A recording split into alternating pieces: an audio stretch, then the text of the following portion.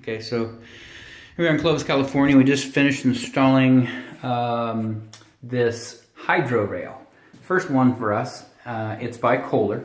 The existing trim is in place, valve is in place. They just did a little remodel, put some new tile in. This valve, just as a little nit and pick, and unfortunately it happens to everybody, but this valve is stubbed in at an angle. So instead of going straight in, it's cockeyed. It comes out of the wall at an angle, which means when you tighten down this escutcheon here and the cover plate, it's cockeyed. I mean, oh well, it's in, nothing you can do about it besides open up the wall and try and move the blocking around. But anyway, so that's not ours.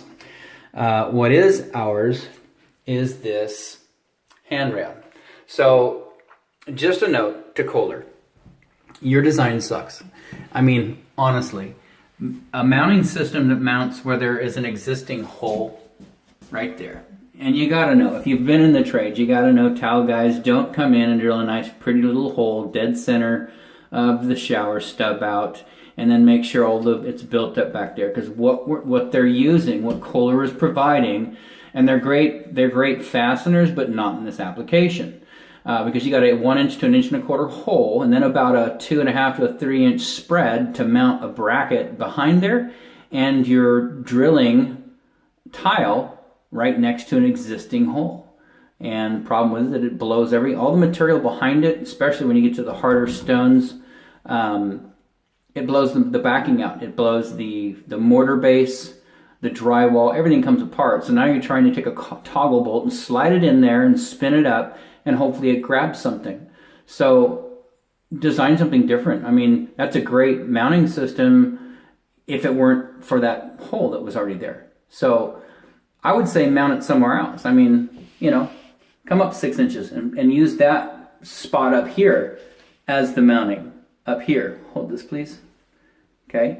Use the mounting, and then, you know, if you want to double it up, great. But, so this whole thing's blown apart in the wall. Nice new tile. You can see it's thick, so no problem. We got it in there, and then one of the toggles that you're using, one of them snapped where you can get in there. Of course, we use these types fasteners, so we had a quarter. Had to modify the bracket a little bit. It's solid, it's in there, but I don't like that. Now this is fine down here, and for retrofit, there's not much you can do. I understand that. You've got to use some kind of anchor that gets in there and you know, enables you to fasten this stuff.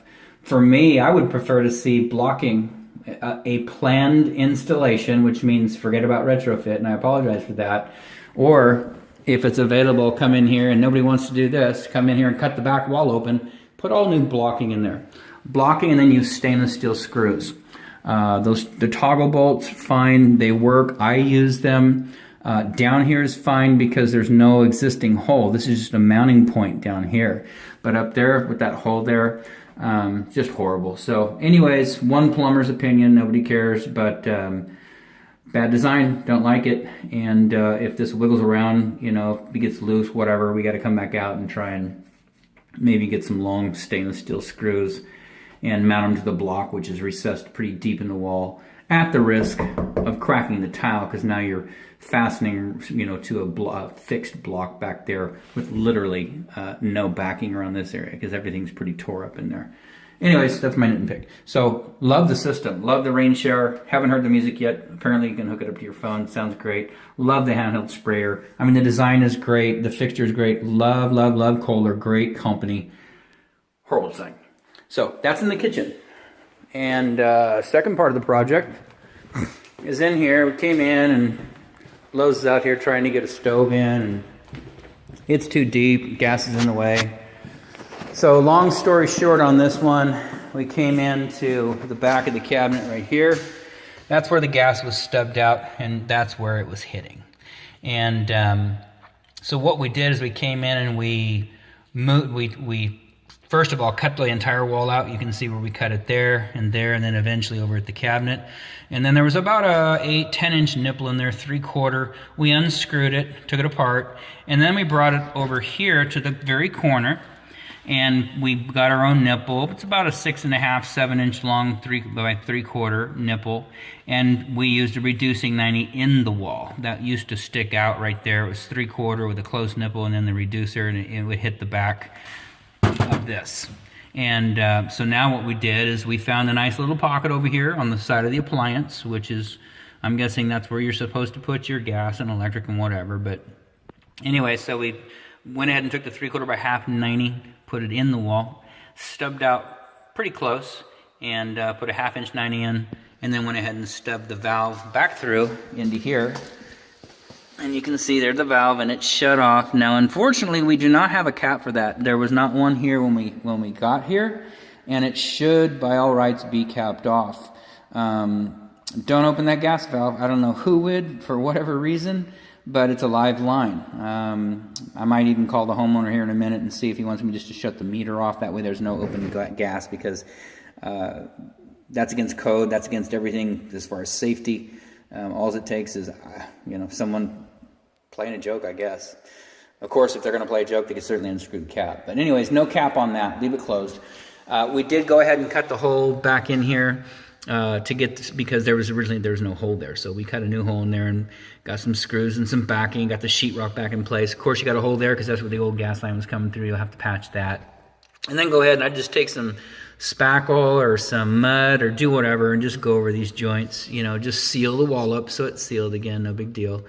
And you're good to go. So anyways, we put this in place. Hopefully Lowe's is not offended. They said it wouldn't fit, and of course I think they were right. We haven't measured that, but I can see, probably wasn't going to fit because it was sticking out too far. What was it, 2.5 that was sticking out? And you got about 2 inches left. So it only needed to move about 1/2 inch, but there was no way to get it back into the wall. So anyways, we relocated it. We did set this in place just to make sure that it cleared. We've measured it a bunch of times, but we want to make sure that it fits. So we slid it in. And hopefully that's not against your terms of use. We need to make sure it's going to fit so the next time you come out, you don't have to mess with this. I think, you're fine. Everything's in. You got a couple screws right there that need to, come out first, whatever, so you can slide it out a little bit. Cardboard's on the floor for you, so you can go ahead and take care of that. But anyways, hopefully they're not offended by that. If they are, sorry, won't do it next time. But we did need to make sure that it was going to clear that. We were pretty confident it was, but we have to do that before we leave. So, and this is not damaged at all. So, we'll take a real quick look at this thing, this guy. Stainless. There's all the corners. Nothing wrong with that. We're going to leave this on here, I guess. And you can see everything beautiful all the way down. Just in the event something happens, we just want to document it, obviously. We do this on all our jobs, not just because it's Lowe's or someone else, but just to let you know, we haven't scratched it, we haven't damaged it, we haven't dropped it, we haven't dented it.